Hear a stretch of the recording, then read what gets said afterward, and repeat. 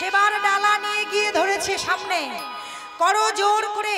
এইবার মন্ত্রপাঠ আরম্ভ করে দিয়েছে গুরু রামানন্দ। ও হারে মুরারে মধু